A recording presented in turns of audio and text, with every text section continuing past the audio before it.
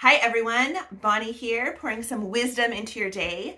My question that I chose from that list of 20 today is, what do I think is true but is actually just good marketing? And at first, when I was thinking about this, is like, I don't even know how I come up with an answer to this, because if it's good marketing, how will I know? And how do I figure out that it's just good marketing? And then I remembered how they get me every single time.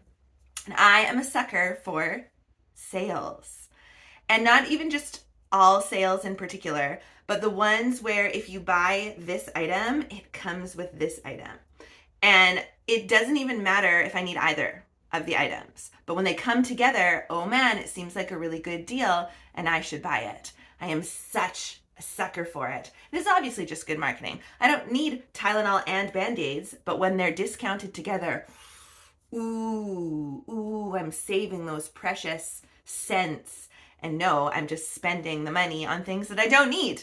And I know it too. That's the worst part, is when you know something intellectually, but your emotional self is driving you and you just have this inner monologue. You're like, why am I doing this? I don't need any Tylenol. I don't need any Band-Aids. Like, you don't need to buy this. So I'm getting a little bit better at blending those two selves and having them kind of talk to each other and not be at odds and fight, my intellectual self and my emotional self. And so now I can resist sometimes, particularly when it is really, I don't need things. When I was younger, I was really bad for it. I was such a sucker for a deal. And now it happens to me kind of only in craft stores, right? You know, crafters, they'll see something, $20 for this. I could make this with only $80 worth of supplies. Like, come on. That's also me. And to be fair to me, I enjoy making craft things. I enjoy shopping for craft supplies. I enjoy organizing my craft supplies. And I enjoy imagining what I could make with craft supplies. So that's 4 levels of enjoyment. So I think that it's okay that I buy more than I need and it ends up being more expensive. But if I made 1,000,000, then it would be cheaper because each one would be cheaper. Anyway, I digress.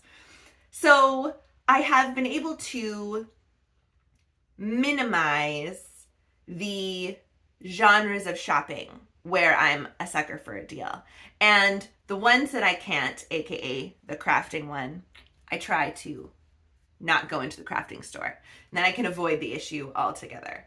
So that for sure was like, oh, obviously it's just good marketing. Like it's not true that that's necessarily a better deal.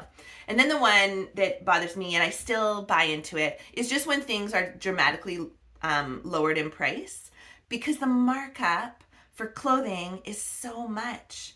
And when you buy it really cheap, then you wonder about the labor practices. And I don't know how to reconcile paying the right amount of money, right, where everyone in the supply chain gets reasonable compensation that allows them to live the life that they want in the country that they're living in. Like, that would be great.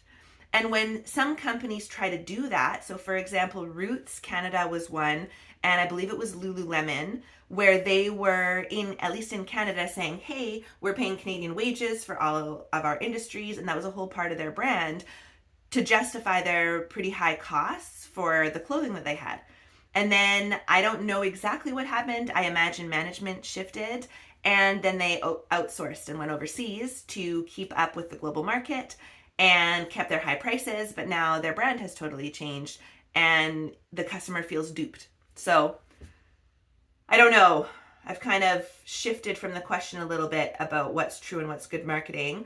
Clearly, I don't know. I obviously need to spend more time thinking about what is actually true, what goes with my values, and what is just good marketing that I can sort of shift through. I don't exactly know how to do that. So if you come up with a brilliant solution for me, please share it with me.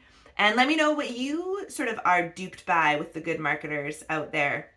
I took a consumer behavior psychology class and a marketing psychology class in university.